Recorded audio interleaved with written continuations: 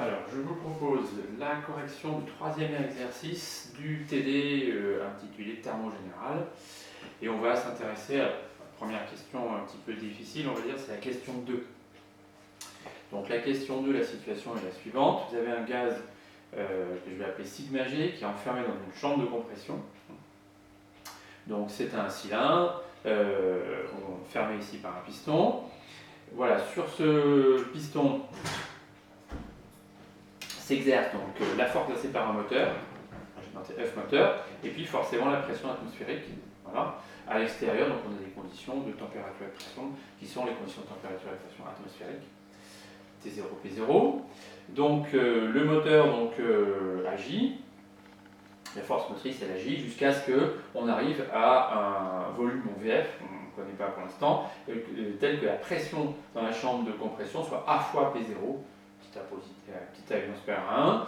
Alors on est toujours, la transformation elle est dite, elle est posée comme étant isotherme réversible, donc suffisamment lente pour que, c'est pas très réaliste, suffisamment lente pour que la température ici du système soit toujours à la température T0, non seulement dans l'état initial et dans l'état final, mais à tout instant de la transformation. Voilà. Et on note petit n, le nombre de moles donc, de ce gaz ici qui vient système fermé.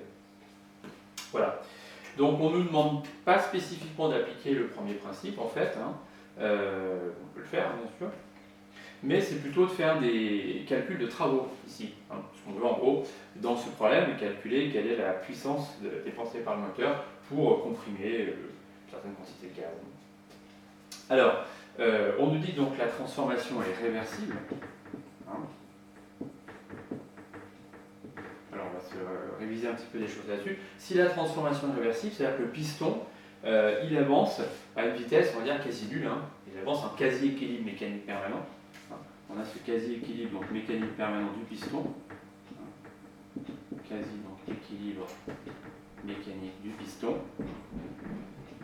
Voilà. Donc je vais appliquer la RFD, disons le théorème de la résultante cinétique au piston, et on va dire que la somme des forces vaut M gamma vaut sensiblement 0 en fait. D'accord. Alors on fait le bilan des forces, bilan des distributions de force donc, sur le piston. Alors on a la force de pression atmosphérique, je vais changer de stylo, la force de pression atmosphérique, plus la force exercée par le moteur, plus une force que je n'ai pas écrite, mais forcément sur l'autre face, j'ai ici donc voilà, la force de pression du système sigma G, la résultante des forces de pression donc du gaz sur la face droite ici du piston, Fp sigma G. Voilà. Et tout ça, donc, ça vaut epsilon, ça vaut 0, avec epsilon tendant vers 0. D'accord. Voilà. Et ça, on a vu qu'à ce moment-là, si on voulait calculer le travail de cette force-là, le calcul du travail de cette force-là, on voit en fait qu'on peut calculer le travail, donc la somme des travaux de ces deux forces, à l'aide d'une intégrale qui va porter justement sur la pression de sigma G.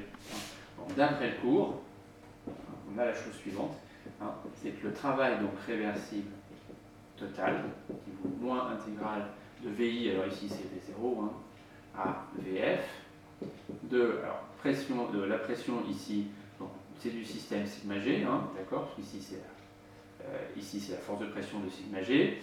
Dans cette transformation réversible, au cours de cette transformation, donc, la pression est forcément fonction du volume, voilà, égale au travail de la force de pression atmosphérique plus le travail de la force du moteur.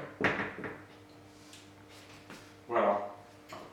Donc on va calculer en fait deux de ces trois termes explicitement et on en déduira le troisième. C'est ça tout l'intérêt, puisque quelque part je dirais qu'on n'a pas vraiment besoin de connaître ces forces pour calculer finalement la somme des travaux de ces forces. Pourquoi? Parce que ces forces, elles compensent exactement la force de pression du système compense exactement la somme des forces. Donc voilà. Donc, finalement, avec une simple intégrale sur la pression du système, on peut trouver la somme des travaux des forces. Voilà, ça c'est une démonstration du cours et qu'on se remémore, je dirais, quand on fait cet exercice. Le but un petit peu, c'est de bien réexaminer tout ça. Voilà, donc on a ici ça à calculer. Alors,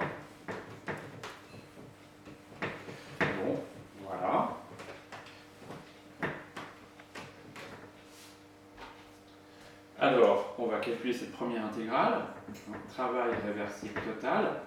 Alors c'est quand même quelque chose qu'en fait on a fait dans le cours, puisque finalement la transformation de sigma g, elle est isotherme et elle est réversible.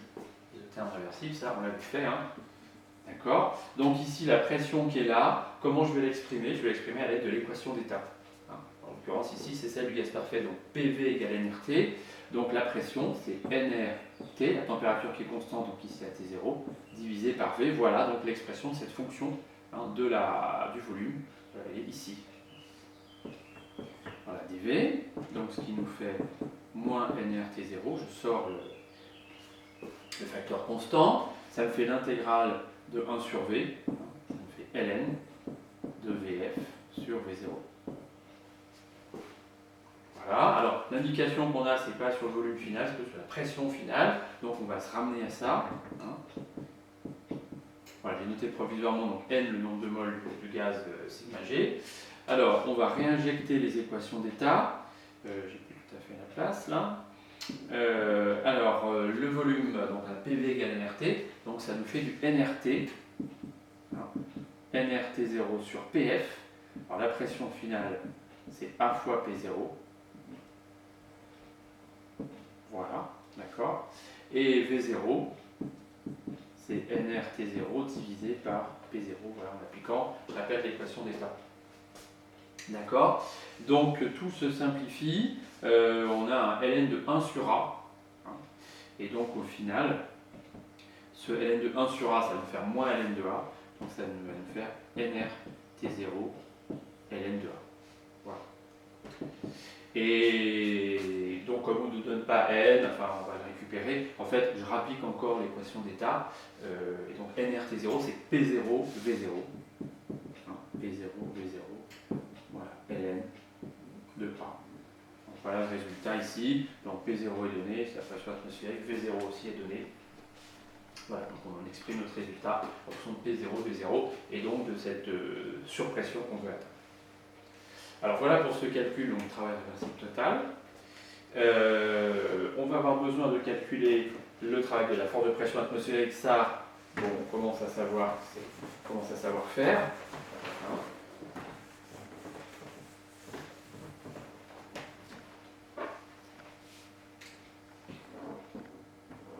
Voilà. Alors, travail de la force de pression atmosphérique, on applique la formule qu'on connaît, somme de V0, AVF, de la pression extérieure, P0, TV, voilà, ce qui me fait donc moins P0, VF moins V0. On va un petit peu retravailler. VF, on va faire apparaître en fait la pression finale. Bon, je fais ça comme ça. P0 fois A VF divisé par petit a. Là, je multiplie par A en haut et en bas, de manière à faire apparaître A fois P0 qui est la pression finale. D'accord. Plus P0 V0. Voilà. Plus P0 V0.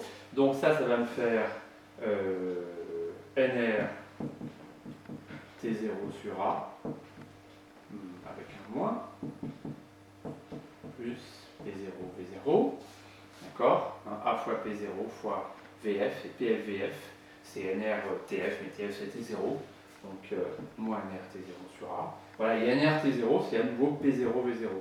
Ça fait donc moins P0 V0 sur A plus P0 V0. P0 facteur de 1 moins 1 sur A. Remarque qu'on veut faire donc petit a est supérieur à 1, donc on vérifie bien que ce travail est positif. Bon, la pression atmosphérique, elle a son travail positif, elle est dirigée dans le sens du déplacement du piston. De même ici, voilà, la force exercée par le moteur, elle est dans le même sens que WP Alt, donc on sait que son travail va être positif, donc la somme des travaux de ces deux forces va être positive, donc on vérifie que voilà, le travail réversible total est aussi positif. Voilà, donc on vient de calculer deux termes de cette somme ici, donc on va en déduire le troisième. Donc on va avoir le WF moteur. Voilà, qui va me faire donc le travail réversible total, c'est bon la formule, le travail réversible total, moins le travail de la force de pression atmosphérique. Voilà, donc on va tout simplement faire la différence. Donc on va se prendre un peu de place ici.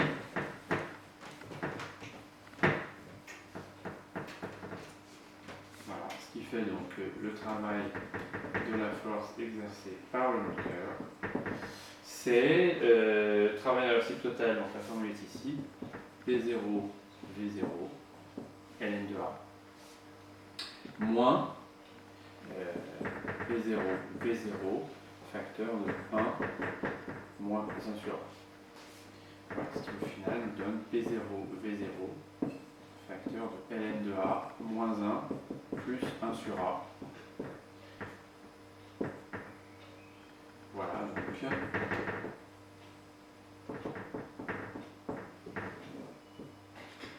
ce qu'on trouve ici. Au niveau du signe, on s'attend à ce que ce travail soit positif, vu la direction dans laquelle la force est dirigée et qu'on a une diminution de volume, forcément ce travail est positif. Alors c'est une petite affaire de mathématiques que de démontrer que ça est positif. Donc il suffit tout simplement, si on veut le vérifier, soit on vérifie numériquement avec une valeur de A différente, supérieure à 1, soit il suffit d'étudier cette fonction en fait, qui a A associé ln2A moins 1 plus 1 sur A, on la dérive, on fait le tableau de variation, et on voit effectivement que, mis à part A égale à 1, donc ça vaut 0, si A égale à 1, ça vaut 0, ln2 1 ça vaut 0, sinon c'est strictement positif.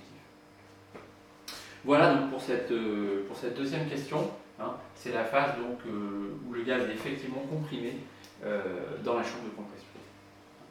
Ensuite, il y a la question 3 donc, porte sur la troisième phase en l'occurrence, où le gaz est chassé dans un réservoir de pression. Donc un réservoir de pression, on n'a pas vu encore ce que c'était. Vous pouvez le lire sur la partie du cours qu'on n'a pas encore lu ensemble. C'est pas très compliqué. C'est juste un système tellement grand que lorsque son volume varie, sa pression ne varie pas. Tout simplement. Alors c'est un petit peu, un réservoir de pression, c'est comme un réservoir de température. Quand on échange de la chaleur avec un réservoir de température, sa température ne varie pas. Un réservoir de pression, c'est un système qui est tellement grand, et si on fait varier légèrement son volume, sa pression ne varie pas, pas de manière appréciable. Voilà. Donc la question 3 peut se traiter en fait comme ça, en reculant, parce que c'est aussi une transformation, donc isotherme réversible. Voilà, on peut aussi faire appel à ce que j'ai appelé une variante. C'est-à-dire qu'en fait, on peut simplement faire simplement en faisant un bilan de force, en fait, on peut calculer le travail moteur.